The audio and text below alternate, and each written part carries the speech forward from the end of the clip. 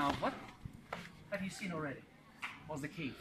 You see, this is a typical shape of the cross. It's a typical basilica. It's a cross-shaped church. We just around this corner. We just enter the main gate, the door of humility. And you know what? That reminds us of what Jesus stated in the Gospel of Matthew. That it's easier for a camel to get through and out of the needle than a rich man to get into the kingdom of heaven. So we're just around this corner, leaded to line up, but we didn't do that today because you were listening and following the instructions. Let's rush it inside the cave, and we did it really well. Thank you so much for everything. Now, wait, thank you so much for everything. Then everyone must see them. We've seen the cave, which lies underneath the main chapel of the Greek Orthodox, my friends. 3 meters below the main course, or the main level of that main church. Now, how come, coming to your questions, believe that this was the birthplace of Jesus? You know, the Bible stated that Mary and Joseph used to live where? Nazareth. But what brought them to come to that land? It was a census registration. According to the Gospel of Luke, chapter 2, stated that Caesar issued a decree for all the population to return to their homelands. This was the land of Joseph.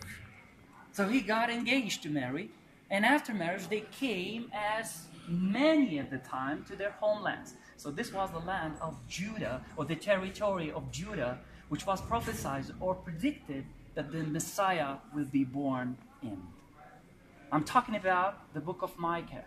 Micah chapter 5 verse 2, it stated that, you Bethlehem Ephrathah, you the least among the thousands of Judea, but here will come over you, Messiah, become a ruler over my people, Israel. So this is the territory of Judah where Joseph used to live. Now, why this place? Some people say that it was an inn, a guest room, or hostel. But I can tell you as a native Christian that this was the house of Saint Joseph. How come? This is a typical house of the people of the first century. And these houses used to be composed of 3 main parts. The part that you visited already was the living room, where people used to stay, to sleep, to keep their food supply as well as their animals. How come? The place what you've seen, the manger, was the inner barn. The inner barn. The manger, where people used to place food for what? Animals. But what type of animals are we talking about? Was it camels? I mean, you've seen the cave already. You think that big animal would fit in there? No. Here we're talking about 2 kinds of animals, lambs and sheep, that the Jews used to keep in a perfect condition in order to be offered as a sacrifice of the temple. But why would Mary take the baby from here to there, from here to the holy manger, in order to keep him warm? As simple as I'm saying it. In order to keep him warm. Family, we are blocking a little bit the entrance. I know that. Now, historically, 300 years following the birth of Jesus, Queen Helena, Constantine's mother, was commissioned to come to the Holy Land, searching and finding places associated with the life events of Jesus. Here we're talking about the first church that ever was built on top of the cave, which took place in 339 AD, Anno Domini, the year of the Lord. But unfortunately, that first church was destroyed. I mean, it was badly damaged by the Samaritans in 529 and rebuilt by Justinian I in 556. Precisely 550, as some books relate. Now, how come we tell that this was the birthplace? It was history.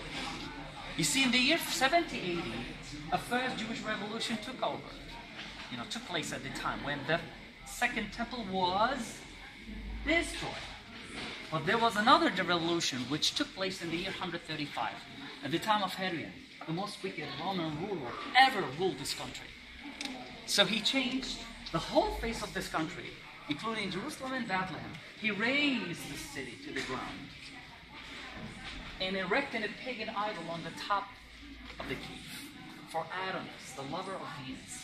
Ironically, he preserved it. Till when? Till the time when Queen Helena arrived, when she started digging to find the cave and the holy manger. See, 327 was the time when she started building the church, but the church precisely was dedicated on the 31st of May, 339. Are you with me? Let's continue. And if not, it's everything is in the video. People, take a look at this beautiful mosaic. This is like sort of a time machine bringing us back in time to the year 339 when the church was completed by Queen. Now, what am I talking about? I'm talking about the original pavement, mosaic floor, which covers the whole inner side of the church. Thank you, my friend. Here, when I was in university, I was asked by my instructor to do 2 years some ago research about the church. And, you know, I should have brought my tablet with me, but sorry. This is what I found. This is what Hamilton found in 1933. And wait here slowly. A huge, beautiful, decorated pavement that dates back from the first church, which is standing around this corner. Okay? And you know what? It covers the whole inner side of the church. And according to the terms of the church is built at the time, this was the nave. You know the nave? It's the central main hall of the churches. And remember, this is basilica. And what is a basilica? A place for assembly. This is according to the people, the words used, or the terms used at the time. A gathering place. Okay? Now, second thing. Look at the walls. Oh, Both sides. Let them first go. I'm sorry. How you doing? Nice to see you. Now, before we continue, Zahi, Yes. and everybody else, Sorry. come to Sorry. Central. Sorry. Take a look up high. Look at that beautiful angel. Seen between the arches, the windows arches. This is one of two angels found recently hidden behind the limestone.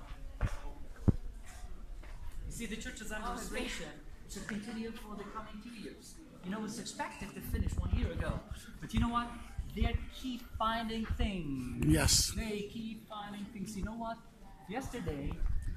Oh, that's new for me. Yesterday I love it. I just So the graffiti? look at the graffiti. I don't know about you. I'm seeing the I'm first. a native Christian. This is a new thing to me to see. Wow. You know, the graffiti, the walls, you know, the pillars that were used during the first and the second church period. But this is a new thing to me to see. And I, as a tour guide of the coming couple of years, I had